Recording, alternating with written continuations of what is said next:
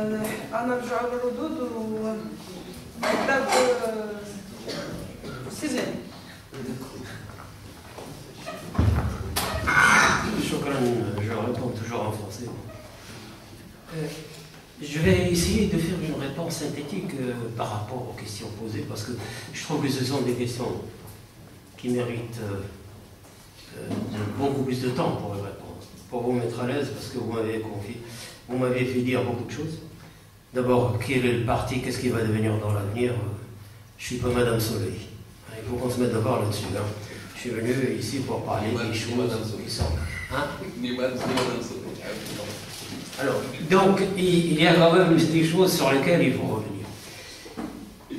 D'abord, les problèmes, il y a quelqu'un qui m'a parlé, il a comparé au passage, je crois qu'il a fait un peu référence à la Tunisie, et le problème de l'économie. Je crois que quand on parle du 20 février, le printemps arabe, il y a quelque chose qu'on évacue totalement de l'analyse, c'est la situation économique.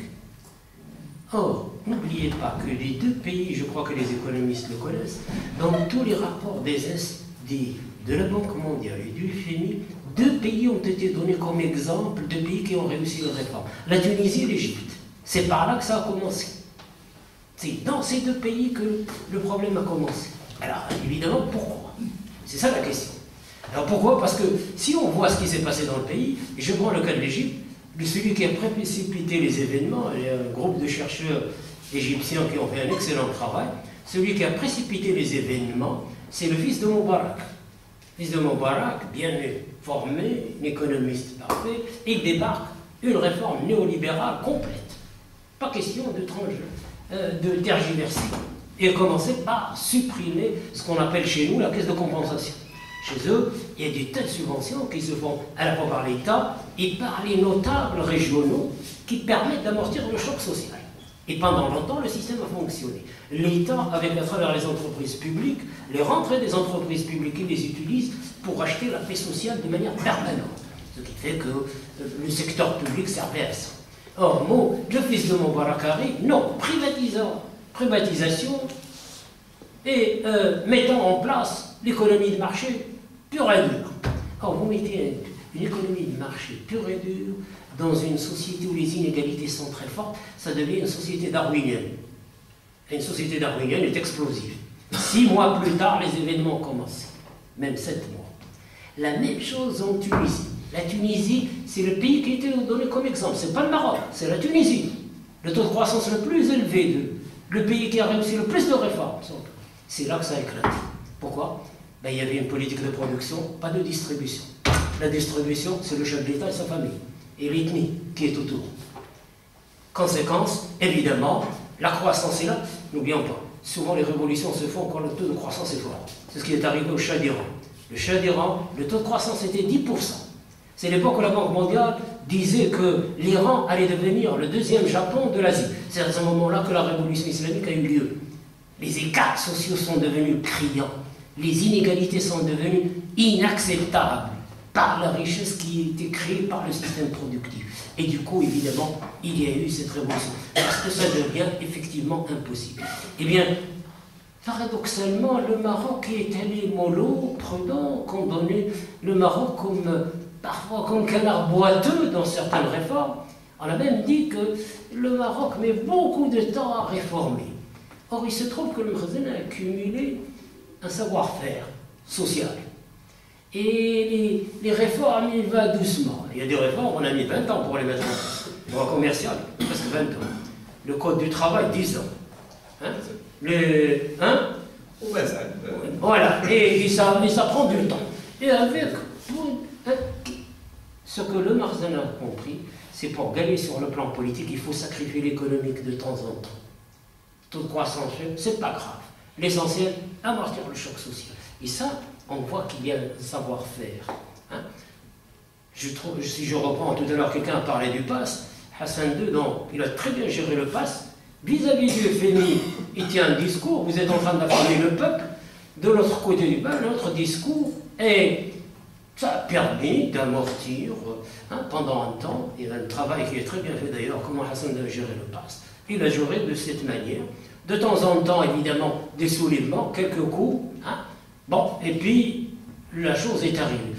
Et c'est après, lorsqu'il a vu que la situation est devenue impossible, qu'il a fait des concessions. C'est lorsque le taux de pauvreté est passé en 90 de 13 à 19%, officiellement, et que que la précarité a atteint 42% des Marocains. C'est là qu'il a commencé à parler de l'arrêt cardiaque. Et il a fait des concessions qui ont été des années 90. Hein, la Constitution, etc. C'est-à-dire que l'économique, et d'abord l'économie qui est derrière tout ça.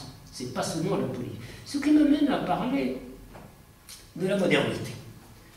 Moi, mon point de vue est différent. J'ai une autre lecture de la modernité.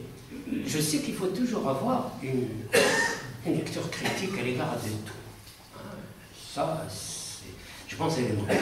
Mais la modernité, pour moi, est sortie des entrailles de l'Europe du XVIIIe siècle. C'est l'âge des Lumières.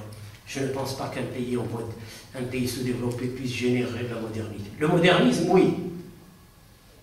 C'est Lyotet qui a introduit le modernisme au Maroc. Le chemin de fer, l'électricité, tout le reste.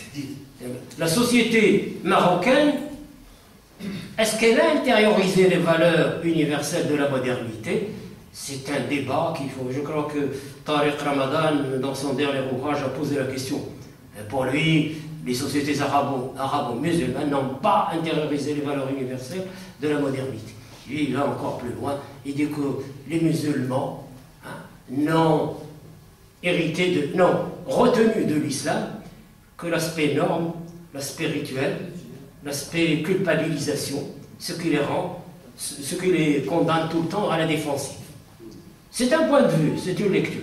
La modernité, c'est un ensemble de valeurs que notre société n'a pas encore intériorisées, et elle est en train de les intérioriser. Ni la valeur de liberté, ni la valeur de démocratie, etc., ni la valeur de rationalité économique. C'est des choses qui interviennent. Un rapport qui est fait sur le Maroc pour ce qui est de la rationalité économique, il dit la chose suivante. Le Maroc n'a pas intériorisé les règles économiques modernes.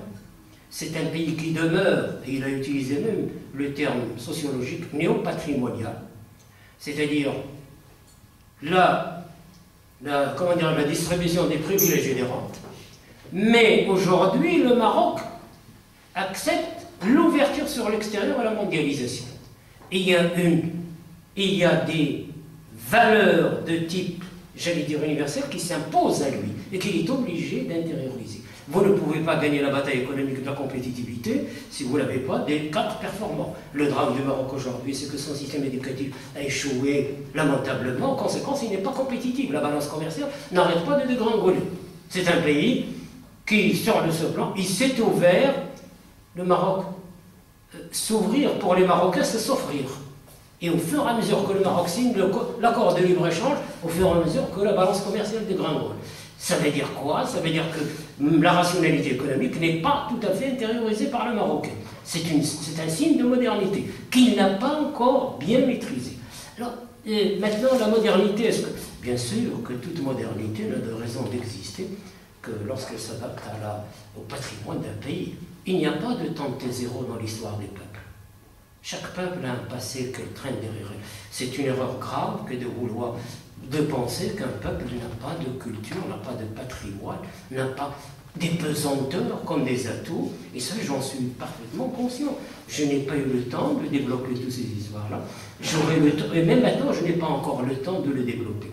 C'est simplement pour dire que ma lecture de la modernité, personnellement, est une lecture peut-être qu'elle n'est pas suffisamment critique, mais j'estime que la modernité, est universelle.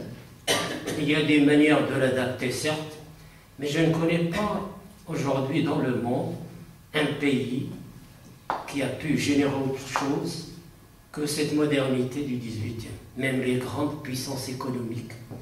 La Chine est une grande puissance économique, est une grande civilisation historique. Elle n'a pas généré des valeurs dominantes, des valeurs universelles. Même le Japon, qui est très performant économique, n'a pas généré ces valeurs. Personne ne voit des films japonais, ne voit alors que le comportement américain, tout le monde est en blue jean, en basket, et tout le monde va au fast-food, etc. C'est une domination qui existe. Elle devient universelle par la force des choses, même si elle est élémentaire. Alors je reviens aussi sur un certain nombre, sur des questions que j'ai déjà développées. Le reflux, le mouvement, oui, le système, le mouvement du 20 février, est-ce qu'il faut les laisser à l'état où il est, c'est-à-dire une simple contestation et un mouvement hétéroclite? C'est vrai et c'est bon s'il y avait des supports politiques capables de capitaliser ce 20 février et évidemment aller de l'avant. Il se trouve, hélas, que ces supports aujourd'hui n'existent pas, je veux dire les partis politiques. Et je n'ai rien contre ces partis. J'ai même pendant longtemps milité dans un parti, ça relève du passé simple, mais bon, j'ai milité dans un parti que je ne reconnais plus du tout, ni dans son orientation, ni dans son leadership. C'est peut-être le dernier parti auquel je pense aujourd'hui, dans ma logique, dans mon subconscient. Je regrette de dire ça d'un parti dans lequel j'ai milité pendant des années, comme à l'Olympe, dans le temps. Bon, mais ceci dit, quel est ce capital? Il risque de disparaître du fin février s'il n'y a pas quelque part quelqu'un qui puisse le capitaliser et l'utiliser positivement. Alors est-ce qu'il faut créer, je dirais, une entente entre les forces politiques, même les gens qui sont à l'intérieur des partis, et qui veulent donner une nouvelle dynamique compte tenu de ce qui a existé. S'il n'y a pas ce support dans ce pays, je pense qu'on risque de perdre encore une fois un rendez-vous avec l'histoire. Comme on a l'habitude d'encaisser depuis quelque temps, on va ajouter ça à notre passif, ce serait encore dramatique. Est-ce qu'il fallait attendre encore 55 ans pour avoir un article changé dans la Constitution? Je ne pense pas. Les événements aujourd'hui nous condamnent à accélérer les choses, à aller de l'avant. Et je pense que le fait d'avoir, encore une fois, une structure capable de capitaliser ça, que ce soit un rassemblement, que ce soit une entente, que ce soit carrément une création nouvelle, est essentiel. Ça peut rendre service à tout le monde, y compris à la fameuse spécificité dont on parle et qu'on interprète autrement. Je pense que la capacité, si on renforce la force de pression sur le système, de venir à le faire évoluer positivement, peut-être que c'est là la solution. Ça nous évitera peut-être l'instabilité politique. Ça peut-être capitaliser un patrimoine historique, mais n'oublions pas, je ne connais pas historiquement le premier pays à devenir démocratique au monde. Vous savez que c'est le premier pays à faire la révolution.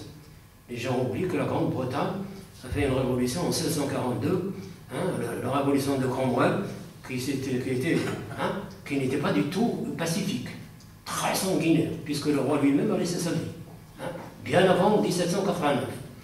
C'est ce qui plaît à la France.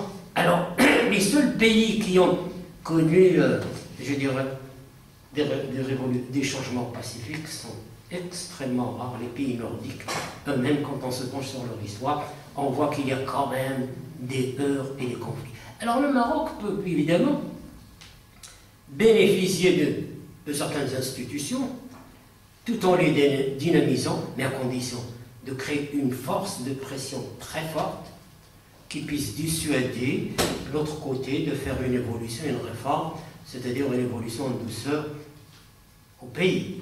Sinon, hélas, c'est un philosophe qui le dit, l'histoire évolue souvent par les mauvais côtés.